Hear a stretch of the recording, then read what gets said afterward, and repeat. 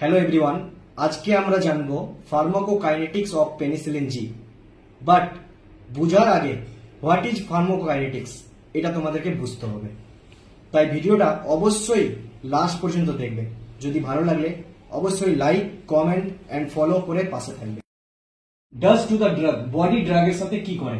এর চারটি প্রসেস রয়েছে। অ্যাবজর্পশন, যাকে শোষণ বলে থাকি, ডিস্ট্রিবিউশন, বিতরণ, মেটাবলিজম, পরিবর্তন, এক্সক্রিশন, বর্জন। যখন আমরা ড্রাগ ওরাল ভাবে নিই, সেই ড্রাগ স্টোমাকে গিয়ে পৌঁছায়, স্টোমাক থেকে ব্লাডে আসে। বাট যদি আমরা ইনজেকশন ফর্মে নিই তাহলে সেটা সরাসরি ব্লাডে গিয়ে পৌঁছায়। এই যে প্রসেস, এই প্রসেসকে আমরা কি বলে থাকি? অ্যাবজর্পশন। ব্লাডে পৌঁছার পরে সেই ব্লাডে মিশ্রিত ড্রাগ